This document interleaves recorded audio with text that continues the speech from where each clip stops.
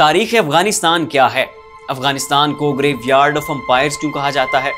امریکہ، روس اور برطانیہ کو یہاں مسلسل شکست و ریخت کا سامنا کیوں کرنا پڑا؟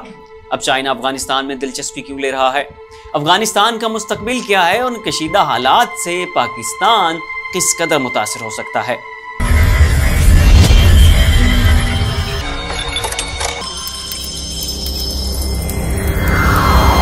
ناظرین السلام علیکم، آپ دیکھ رہے ہیں ہمارا یوٹیوب چینل اور فیس بک پیج، اور میں ہوں آپ کا میزبان غالب سلطان۔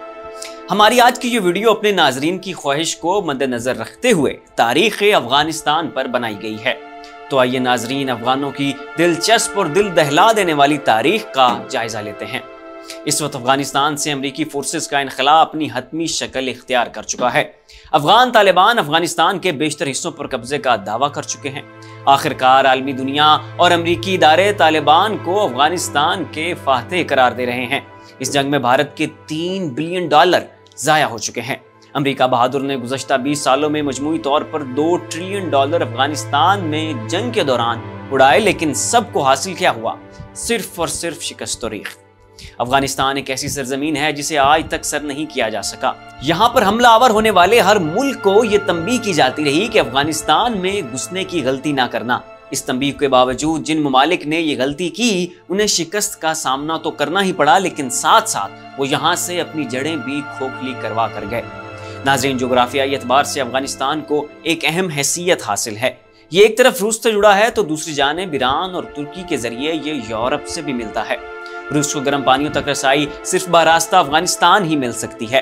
افغانستان وسطی ایشیائی ممالک سے تجارت کی واحد کھڑکی ہے۔ اب تو افغانستان دنیا کی نئی سپر پاور یعنی چائنا کا ہمسایہ بھی ہے۔ یہاں زیادہ تر پہاڑی علاقہ جات ہیں، غیرت مند اور شجاع لوگ ہیں، قبائلی نظام ہے اور اسلام یہاں کے باشندوں کے خون میں بسا ہے۔ یہ تو تھا افغانستان کا حالات حاضرہ سے جڑا ایک سرسری سا منظرنامہ۔ اب ہم اس کے ماضی کی جانب بڑھتے ہیں۔ ایک وقت تھا جب برطانیہ اور روس کے درمیان افغانستان پر قبضے کی جنگ تھی۔ یہ دونوں ملک دنیا کے اہم مورے تھے اور ان دونوں قبضہ گروپوں کی یہ دلی تمنا تھی کہ یہ کسی نہ کسی طرح افغانستان کو ہتھیا لیں، کیونکہ یہاں قبضے کا مطلب یہ نہیں ہے کہ صرف افغانستان آپ کے قبضے میں ہے، بلکہ اس کا مطلب یہ ہے کہ افغانستان اور اس سے جڑا سارا خطہ آپ کے قبضے میں ہے۔ 18ویں صدی عیسوی میں دونوں سورماؤں یعنی سوویت یونین اور برطانیہ کے درمیان دنیا پر اپنے اثر و رسوخ کی جنگ چل رہی تھی۔ ان میں سے ہر ایک فریق کی یہ دیرینہ خواہش تھی کہ وہ یا تو افغانستان کو اپنے قبضے میں رکھیں یا پھر افغانستان میں ان کی کٹ پتلی انتظامیہ موجود ہو جو وہاں ان بڑی طاقتوں کے مفادات کا تحفظ کرے۔ علاوہ ازیں افغانستان بہت سے معدنی ذخائر سے بھی مالا مال ہے، تو افغانستان پر سوویت یونین اور برطانیہ کی نظر اس لیے بھی تھی کہ یہاں موجود معدنی ذخائر سے فائدہ اٹھایا جا سکے۔ 19ویں صدی میں برصغیر برطانیہ کے ماتحت تھا۔ اب برصغیر تو ان کے کنٹرول میں تھا ہی، مگر وہ ساتھ افغانستان پر بھی قابض ہونا چاہتے تھے۔ دوسری جانب سوویت بھی افغانستان پر حکمرانی کے خواب دیکھ رہا تھا۔ 1838 میں افغانستان میں امیر دوست محمد حکمران تھا۔ یہ حکمران کسی کے بھی ماتحت نہیں تھا۔ اس کا جھکاؤ نہ تو سوویت یونین کی جانب تھا اور نہ ہی یہ برطانیہ میں دلچسپی رکھتا تھا۔ ناظرین، اس کا نیوٹرل ہونا برطانیہ کو راس نہیں تھا، چنانچہ برطانیہ نے افغانستان کی سیاست میں مداخلت کرتے ہوئے امیر دوست محمد کو تخت حکمرانی سے اتروا دیا اور اپنے ایک پپٹ شاہ شجاع درانی کو افغانستان کا حکمران بنا دیا۔ افغان قوم بہت سخت مزاج ہے، یہ اپنے اوپر کسی کو بھی مسلط ہوتا برداشت نہیں کرتے۔ شاہ شجاع افغانوں کا پسندیدہ حکمران نہیں تھا اور افغانی یہ بات بخوبی سمجھتے تھے کہ یہ شاہ شجاع برطانوی کٹ پتلی ہے جو ان پر مسلط کر دی گئی ہے۔ چنانچہ سب افغانی اکبر خان نامی شخص کی قیادت میں اکٹھے ہوئے اور شاہ شجاع کے خلاف منظم بغاوت کر دی۔ نتیجتاً شاہ شجاع درانی جان بچا کر بھاگ گیا اور افغانستان پر دوبارہ امیر دوست محمد کی حکومت آ گئی۔ برطانیہ اپنے کٹ پتلی امیر دوست محمد کی پسپائی برداشت نہ کر سکا اور اس نے افغانستان سے بدلہ لینے کے لیے ان پر جنگ مسلط کر دی۔ برطانیہ کی افغانستان پر اس پہلی یلغار کو فرسٹ اینگلو افغان وار کہا جاتا ہے، جو 1839 سے 1842 تک جاری رہی۔ اس جنگ کا اختتام برطانیہ کی شکست پر ہوا، لیکن برطانیہ کے جو سپر پاور تھا اور جس کی سرزمین میں سورج غروب ہی نہیں ہوتا تھا، اسے اپنی یہ ہار ہضم نہ ہوئی۔ چنانچہ برطانیہ نے افغانستان پر دوبارہ چڑھائی کر دی۔ اس جنگ کو سیکنڈ اینگلو افغان وار کہا جاتا ہے، جو کہ 1878 سے 1880 تک جاری رہی۔ اس جنگ کے اختتام پر افغانستان میں دوبارہ ایک برطانوی کٹ پتلی حکومت بنی، جس کی باغ ڈور امیر عبد الرحمان نے سنبھالی۔ 1893 میں ڈیورنڈ لائن کو بر صغیر اور افغانستان کے درمیان بارڈر تسلیم کر لیا گیا۔ اب افغانستان میں پھر برطانوی پپٹ حکمران تھا، اور جیسا کہ پہلے میں آپ کو بتا چکا ہوں کہ افغان قوم کسی بھی بیرونی طاقت کا منتخب کیا ہوا حکمران برداشت نہیں کرتی، لہٰذا عبد الرحمن بھی کسی صورت افغانوں کے لیے قابل قبول نہ تھا، لہٰذا وہاں بغاوتیں پھوٹ پڑیں، جنہیں کچلنے کے لیے 1919 میں برطانیہ نے افغانستان پر تیسری مرتبہ چڑھائی کر دی، اور اس جنگ کو تھرڈ اینگلو افغان وار کہا جاتا ہے۔ اب کی بار پھر برطانیہ کو منہ کی کھانی پڑی، اور یہ افغانستان میں اپنی ساری فوج مروا کر بھاگ آیا۔ کہتے ہیں کہ اس جنگ میں صرف ایک برطانوی فوجی زندہ واپس لوٹا تھا، اور وہ بھی افغانوں نے جان بوجھ کر زندہ چھوڑا تاکہ وہ پیچھے بیٹھے برطانوی فوج تک یہ پیغام پہنچا دے کہ برطانیہ آئندہ کبھی بھی افغانستان کی جانب مڑ کر نہ دیکھے۔ یہ جنگ افغانستان جیت گیا تھا، اسے برطانیہ سے آزادی حاصل ہوئی، اور پھر کبھی بھی برطانیہ نے افغانستان کی طرف میلی آنکھ سے نہیں دیکھا۔ ناظرین، اس جنگ کو وار آف انڈیپینڈنس بھی کہا جاتا ہے۔ بعد ازاں وہاں راجہ امان اللہ خان کی حکومت بنی۔ یہ ایک لبرل تھا، اس کی بیوی کا نام سرایا تارزی تھا، یہ بھی خاصی لبرل تھی۔ ان دونوں میاں بیوی نے افغانستان کو ماڈرنائز کرنا شروع کر دیا۔ امان اللہ نے گزشتہ حکمرانوں اور افغان روایات کے برعکس صرف ایک عورت سے شادی کی، جبکہ دیگر حکمران ایک سے زائد عورتوں سے نکاح کیا کرتے تھے۔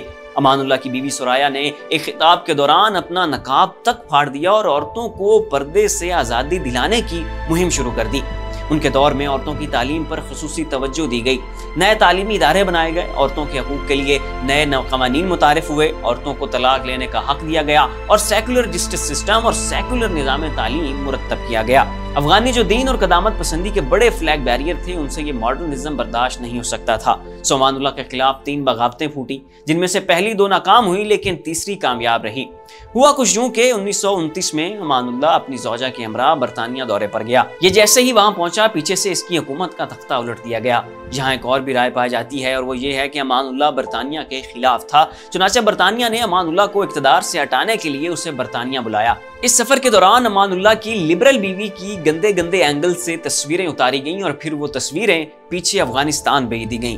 ان تصاویر کو پورے افغانستان میں پھیلایا گیا، اور یہ پروپیگنڈا کیا گیا کہ دیکھو جی، امان اللہ اور اس کی بیوی برطانیہ میں کیسی واہیات حرکتیں کر رہے ہیں۔ ان تصاویر اور اس پروپیگنڈے نے افغانوں کو مشتعل کر دیا، جس کے نتیجے میں وہاں امان اللہ کی حکومت ختم کر دی گئی۔ بعد میں امان اللہ اور اس کی بیوی برطانیہ سے بھارت آئے، اور پھر یہاں سے یہ اٹلی روپوش ہو گئے۔ ادھر افغانستان میں نادر شاہ کی حکومت بن گئی، جو بعد میں نادر شاہ کے بیٹے ظاہر شاہ کو بطور ورثہ ملی۔ ظاہر شاہ نے افغانستان پر 40 سال حکومت کی۔ اس کا دور اقتدار 1933 سے شروع ہو کر 1973 تک جاری رہا۔ اس دوران جب پاکستان وجود میں آیا تو ظاہر شاہ انتظامیہ نے ڈیورنڈ لائن کو ماننے سے انکار کر دیا، اور صوبہ پختونخوا کو افغانستان کا حصہ کہہ کر پاکستان سے مانگنا شروع کر دیا۔ افغانستان میں سب سے بڑا ایتھنک گروپ پشتون ہیں، ان کی ایک بڑی تعداد پاکستان بھی رہتی ہے، لہٰذا افغان حکومت یہ دعویٰ کرتی ہے کہ خیبر پختونخوا جو کہ پشتون صوبہ ہے، یہ افغانستان کا حصہ ہے۔ اسی وجہ سے افغانستان نے شروع میں پاکستان کو تسلیم نہیں کیا تھا۔ ناظرین، 1973 میں ظاہر شاہ بیرون ملک سفر کرنے روانہ ہوا تو پیچھے سے اس کے کزن داؤد خان نے اس کی حکومت ختم کر دی اور خود کرسی اقتدار پر سوار ہو گیا۔ ظاہر شاہ تک جب تخت الٹ جانے کی خبر پہنچی تو وہ واپس آنے کی بجائے اٹلی بھاگ گیا۔ 1979 میں جب ایران میں رضا شاہ پہلوی کی لبرل بادشاہت کے خلاف انقلاب آیا تو داؤد خان گھبرا گیا کہ کہیں اسلام پسند لوگ اسے بھی اقتدار سے فارغ نہ کر دیں۔ چنانچہ داؤد خان نے بھی افغانستان میں اسلامی اصلاحات کرنا شروع کر دیں۔ دوسری جانب سوویت یونین افغانستان پر کمیونسٹ آئیڈیالوجی مسلط کرنا چاہتا تھا۔ داؤد خان سوویت کے زیر اثر تھا، یہ سوویت کی منشا کے مطابق چلنا چاہ رہا تھا اور تبھی اس کا اقتدار سلامت رہ سکتا تھا۔ اب افغانستان میں 2 دھڑے بن چکے تھے، ایک دھڑا People's Democratic Party of Afghanistan کا جسے PDPA بھی کہا جاتا تھا، اور دوسرا دھڑا اسلامک پارٹی کا تھا۔ اسلامک پارٹی افغانستان میں اسلام کا بول بالا چاہتی تھی، جبکہ کمیونسٹ پارٹی وہاں کمیونزم چاہتی تھی۔ سوویت کی جانب سے افغانستان میں بڑی بڑی ایڈز آتی تھی، بڑے بڑے پیکیجز دیے جاتے تھے، لیکن بدلے میں افغانستان پر کمیونزم نافذ ہوتا جا رہا تھا۔ نوجوانوں کے ذہن بدلے جا رہے تھے، انہیں دین اسلام سے دور کیا جا رہا تھا، تعلیمی درسگاہوں میں نصاب بھی بدلا جا رہا تھا اور نوجوان کمیونزم کو پسند بھی کرنے لگے تھے۔ اوپر سے ان دنوں ہپی ٹریل کے نام سے ایک مہم شروع ہوئی جس میں برطانوی ترکی سے ہوتے ہوئے بھارت، پاکستان اور نیچے ڈھاکہ تک گاڑیوں اور بسوں پر گھومنے آتے تھے۔ ان کے سیاحتی سفر کے دوران بھی افغانستان اور دیگر ممالک کی تہذیب و ثقافت پر بہت برے اثرات مرتب ہوئے۔ اب ایک طرف داؤد خان نے مسلمانوں کو بھی خوش رکھنا تھا اور دوسری طرف اسے کمیونسٹ پارٹی سے بھی حمایت حاصل کرنی تھی۔ اس طرح 2 مختلف زاویے کے لوگوں کے لیے اپنی پالیسی کو بیلنس رکھنا داؤد خان کے لیے بہت مشکل تھا۔ بالآخر افغانستان میں کمیونزم کی یلغار نے جان پکڑی۔ افغانستان میں چونکہ روس کی جانب سے باہری امدادیں آتی تھیں تو ظاہری سی بات ہے پھر وہاں کمیونزم نے تو جان پکڑنی تھی۔ نتیجتاً افغانستان میں سول وار شروع ہو گئی۔ اس سول وار میں داؤد خان اپنے خاندان کے افراد کے ہمراہ قتل ہو گیا اور افغانستان میں نور محمد ترکی کی قیادت میں ایک نئی حکومت بن گئی۔ بعد ازاں نور محمد ترکی بھی اپنے کمیونسٹ دوست حفیظ اللہ امین کے ہاتھوں قتل ہو جاتا ہے۔ حفیظ اللہ امین اقتدار سنبھالتا ہے تو اس پر لوگ اعتماد نہیں کرتے کیونکہ یہ کمیونسٹ تھا، تو ناظرین یہ بھی قتل ہو جاتا ہے اور اس کے بعد ایک اور کمیونسٹ ببرا کارمل کو افغانستان کا حکمران بنا دیا جاتا ہے۔ تب تک برطانیہ کا عروج تھوڑا مان پڑ جاتا ہے اور امریکہ دنیا کی ایک نئی معاشی اور عسکری طاقت کے طور پر ابھر کر سامنے آ جاتا ہے۔ افغانستان پر تسلط کا وہ خواب جو کبھی برطانیہ دیکھا کرتا تھا، اب وہی خواب امریکہ دیکھنا شروع کر دیتا ہے۔ ویسے بھی امریکہ ایک کیپٹلسٹ ملک ہے، اسے اس بات کا خدشہ تھا کہ اگر افغانستان میں کمیونزم آ جاتا ہے تو پھر یہ کمیونزم پاکستان اور بھارت سے ہوتا ہوا پورے ایشیا میں پھیل جائے گا۔ چائنا میں تو پہلے ہی کمیونزم تھا، تو ایسے میں اگر افغانستان بھی کمیونزم کی زد میں آ جاتا تو شاید پورا خطہ سوویت کے کنٹرول میں چلا جاتا۔ چنانچہ اب افغانستان سے سوویت یونین کی چھٹی کروانا امریکہ کی اولین ترجیح تھی۔ ادھر افغانستان میں 1979 میں کمیونسٹ ببرا کارمل کی حکومت کی جڑیں مضبوط کرنے کے لیے سوویت یونین نے وہاں اپنے فوجی دستے اتار دیے۔ اس نے وہی غلطی کی جو برطانیہ پہلے 3 مرتبہ کر چکا تھا اور وہاں اسے منہ کی کھانی پڑی تھی۔ خیر جیسے ہی سوویت اپنی فوج کے ساتھ افغانستان پر اترا تو پاکستان اور سعودیہ نے افغانستان میں اسلامی گروہوں کی مدد کرنا شروع کر دی۔ پاکستان ایک تو اسلامی ملک تھا تو ایک مسلمان اور دوسرا ہمسایہ ملک ہونے کے ناطے پاکستان کا یہ فرض بنتا تھا کہ وہ اپنے افغان بھائیوں کی سوویت یونین سے جان چھڑانے میں مدد کرے۔ پاکستان کو یہ خطرہ بھی لاحق تھا کہ اگر آج پاکستان نے افغانستان کو کمیونزم کے دلدل سے نہ نکالا تو پھر سوویت کا اگلا ہدف پاکستان ہوگا، لہذا پاکستان کا افغانستان کی مدد کرنا بہت ضروری تھا۔ امریکہ جو اب دنیا کی نئی سپر پاور کے طور پر ابھر رہا تھا، اس کی بھی کمیونزم سے جنگ تھی۔ ایک اسے کمیونزم کا خاتمہ کرنا تھا اور دوسرا اسے سوویت یونین سے ویتنام جنگ کا بدلہ لینا تھا۔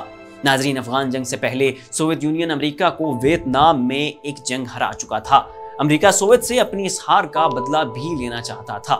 چنانچہ امریکہ، متحدہ عرب امارات اور سعودی عرب نے مل کر فنڈنگ کی۔ سعودیہ سے اسامہ بن لادن جیسے لوگ افغان جہاد میں حصہ لینے کے لیے پاکستان آئے۔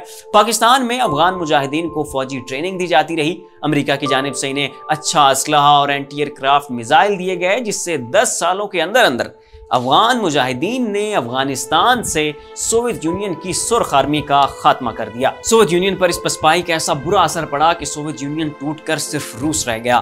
ناظرین، افغانستان ایک پہاڑی علاقہ ہے، اس علاقے کو صرف افغانی ہی سمجھ سکتے ہیں۔ اس جنگ میں بے شک افغان مجاہدین کی تعداد کم تھی، وسائل نہ کافی تھے، لیکن اس سب کے باوجود جذبہ ایمان کی بدولت افغان مجاہدین نے گوریلا کارروائیوں کے ذریعے روس کو افغانستان سے نکال باہر کیا۔ اس جنگ کے دوران امریکہ نے $3 بلین افغان مجاہدین پر صرف کیے۔ پاکستانی ایجنسی ISI، امریکی ایجنسی CIA اور برطانوی ایجنسی MI6، ان تینوں نے مل کر وہاں روس کی ریڈ آرمی کی خوب درگت بنائی۔ بالآخر 1989 میں روس نے افغانستان میں اپنی شکست تسلیم کرتے ہوئے وہاں سے اپنی فوجیں نکال لی اور افغانستان دوبارہ ایک آزاد ریاست بن گیا۔ ناظرین، افغانستان کی تاریخ پر ہماری یہ ویڈیو صرف اتنے حصے پر ہے جس میں ابھی تک طالبان کا وجود نہیں ہے، القاعدہ کو کوئی نہیں جانتا اور امریکہ بھی افغانستان پر حملہ آور نہیں ہوا۔ اس قسم میں افغانستان کی قدیم تاریخ اور افغانستان سے سوویت یونین کے فرار تک کی کہانی موجود ہے، جبکہ اس سے آگے کی سٹوری ہماری اگلی ویڈیو میں ہوگی۔ تو ناظرین، یہاں تک افغانستان کی تاریخ اور افغانستان میں سوویت یونین کی ہار اور پھر سوویت یونین کے ٹوٹ جانے پر آپ کیا رائے رکھتے ہیں، اس کا اظہار نیچے کامنٹ باکس میں ضرور کیجیے گا۔ اس ویڈیو کو لائک ضرور کریں، اپنے عزیز دوستوں اور رشتہ داروں کے ساتھ شیئر بھی ضرور کیجیے گا۔ اپنا خیال رکھیے گا۔ اس کے ساتھ اپنے میزبان غالب سلطان کو اجازت دیجیے۔ اگر آپ نے ابھی تک ہمارا چینل سبسکرائب نہیں کیا ہے تو فوراً اس سبسکرائب کے بٹن پر کلک کر دیں اور ساتھ ہی بنے بیل آئیکن پر بھی کلک کر دیں تاکہ ہمارے چینل کی طرف سے آنے والی تمام لیٹسٹ اپڈیٹس آپ تک بر وقت پہنچ سکیں۔ بہت شکریہ۔